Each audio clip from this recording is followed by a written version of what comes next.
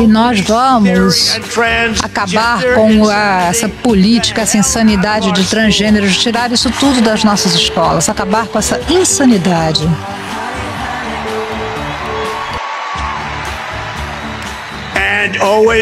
E sempre lembrem, isso é tão fácil que isso vai ser feito amanhã.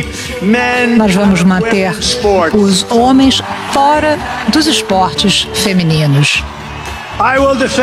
Eu vou defender a liberdade religiosa, a liberdade de expressão e o direito de ter armas e portar armas. Depois de anos de construir e defender as nações estrangeiras e proteger terras estrangeiras, vamos finalmente construir o nosso país, defender nossas fronteiras e proteger nossos cidadãos. E vamos parar com essa imigração ilegal de uma vez por todas.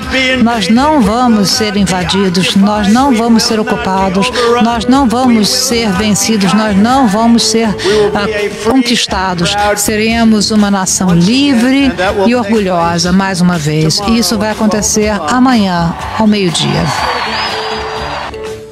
Ele disse que os Estados Unidos não precisam do Brasil. Nos primeiros minutos de volta à Casa Branca, Donald Trump chamou a imprensa para o escritório presidencial, o Salão Oval. A mesa estava cheia de pastas. Cada uma era um decreto.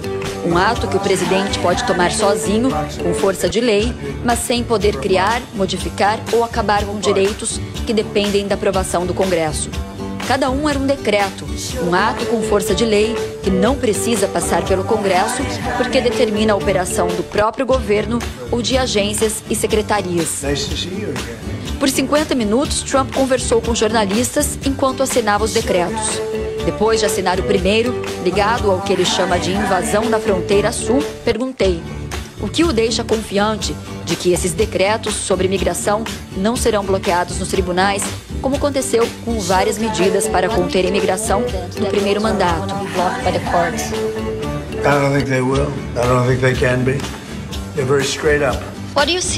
Perguntei qual era, para ele, a prioridade para a segurança nacional dos Estados Unidos.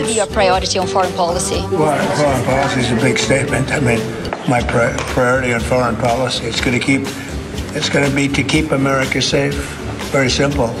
Perguntei a Trump se ele conversou com Xi Jinping, o presidente chinês, sobre a guerra na Ucrânia. Because China and Brazil together has a proposal to bring Russia and Ukraine to talk. That's good. That's fine. I'm ready. When are you going to talk with the Brazilian president? Brazil get involved. Brazil's involved. This is a new one. Yeah. When are you going to talk to Lula? Are you from Brazil? I'm from Brazil. Perguntei quando Trump conversaria com o presidente brasileiro Lula e como vê a relação com o Brasil e com a América Latina. Latin America and Brazil. Great. Should be great. They need us much more than we need them. We don't need them. They need us. Everybody needs us. Quanto às declarações sobre o Brasil, a ministra interina das Relações Exteriores, Maria Laura da Rocha, disse que o governo brasileiro vai procurar trabalhar não as divergências entre os dois países, mas as convergências.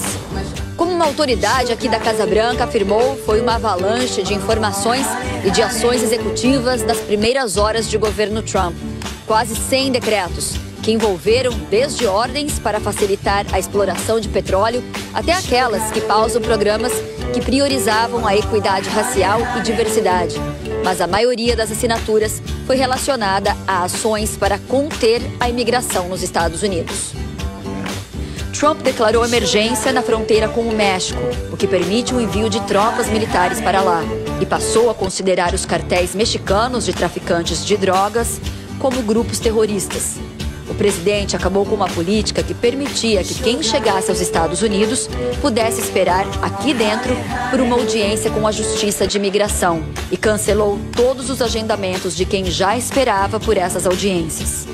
A medida que mais repercutiu foi um decreto que prevê que crianças nascidas nos Estados Unidos não poderão mais ter cidadania americana se forem filhas de imigrantes sem documento ou que têm visto temporário. Menos de 24 horas depois, uma das principais associações de direitos civis e os procuradores gerais de pelo menos 20 estados americanos entraram com processos para bloquear o decreto.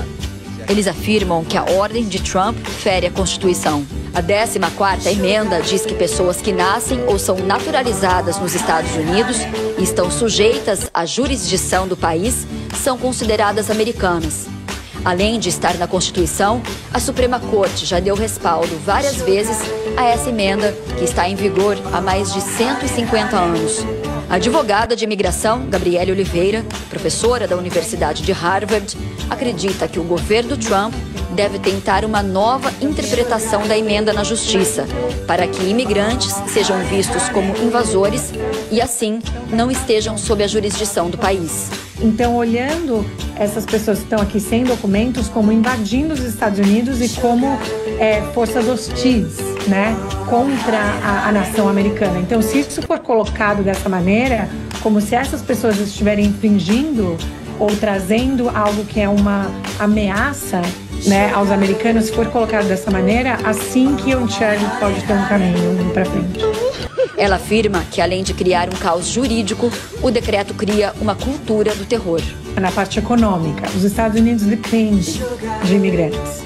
Não tem outra maneira de construir uma economia tão competitiva como eles têm sem ter imigrantes. Então, até pedaços mais conservadores, mais republicanos dos Estados Unidos vão sentir quando, por exemplo, afetar isso em trabalhadores não quererem aparecer para trabalhar, por medo. Então, a gente está gerando um efeito dominó para milhões de pessoas nos Estados Unidos.